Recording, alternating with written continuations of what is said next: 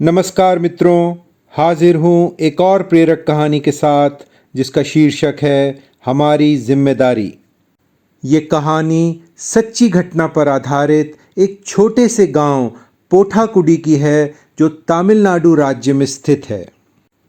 हमेशा की तरह गांव की बिजली चालू करने के लिए कुरुप्पू राजा ने जब बिजली बोर्ड के कंट्रोल बॉक्स की तरफ हाथ बढ़ाया तो वह एकदम से रुक गया। अरे, यहाँ तो एक घोंसला बना हुआ है और नजदीक एक मादा मैकपाई रॉबिन ने भयभीत होकर अपनी चोंच में रखा तिनका गिरा दिया और हैरान परेशान नजरों से कुरुप्पू राजा को देख रही थी, मानो कह रही हो, यह मेरा घरौंदा है, इसे मत छेड़ो, इसे मत तोड़ो। कुरुप्पू राजा को कुछ समझ नहीं आ रहा था कि वह क्या करे।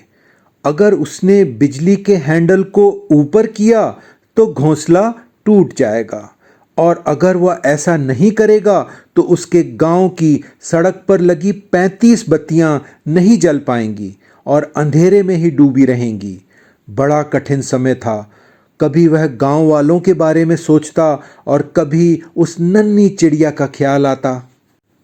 अंततः उसने यह निर्णय लिया कि वह कंट्रोल बॉक्स का हैंडल ऑन नहीं करेगा, जिससे घोंसला टूट सकता था। उसके दिमाग में हजारों सवाल घूम रहे थे। वह गांव के लोगों को कैसे समझाए? क्या वह इस बात के लिए राजी होंगे?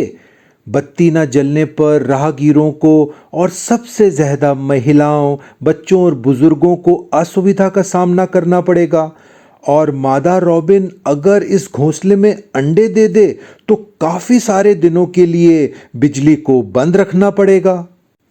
उसने और ज्यादा इसके बारे में न सोचते हुए तुरंत उस घोंसले की कुछ तस्वीरें खींची और वजह के साथ लोगों के मोबाइल ग्रुप में साझा कर डाली। अब उसे अपने आप को हरेक के प्रश्नों का उत्तर देने के लिए तैयार करना था।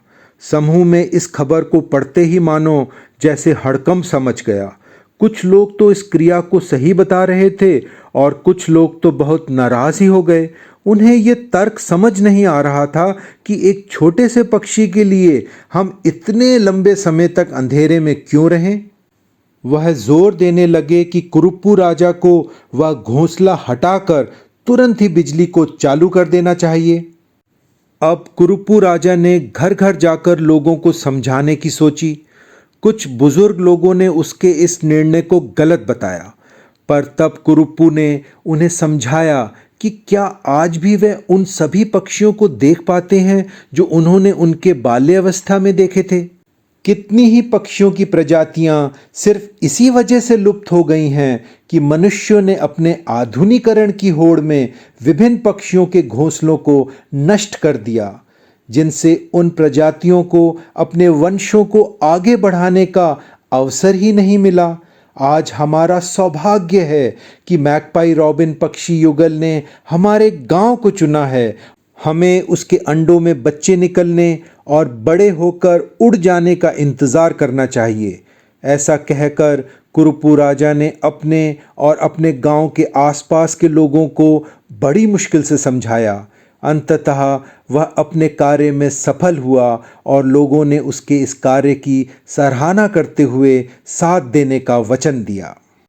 बच्चे जहां भी कुरुप्पू राजा को देख लेते उसे घेर कर बस यही प्रश्न करते, क्या अंडों में से बच्चे बाहर आए क्या? कुरुप्पू राजा का एक दिन खुशी का ठिकाना न था जब उसने घोंसले में छोटे छोटे रॉबिन के बच्चों को देखा। नर और मादा दौड़ दौड़ कर उनके लिए कुछ खाने को लाते और साथ ही साथ उनकी निगरानी भी करते। और फिर वह दिन भी आया जब वह रॉबिन परिवार वहां से अपने बच्चों समेत उड़ गया। आप सबको यह जानकर अत्यंत आश्चर्य होगा कि उस पक्षी के परिवार को बचाने के लिए लगभग 40 दिन तक सड़कों की बत्तियां अंधेरे में डूबी रहीं, और इस असुविधाजनक समय को सभी लोगों ने बहुत ही धैर्य और सहजता से गुजारा। अच्छा मित्रों, फिर आता हूँ एक और प्रेरक कहानी के साथ। तब तक के लिए इस कहानी में दी गई सीख को ज़रूर याद रखिए। नमस्कार।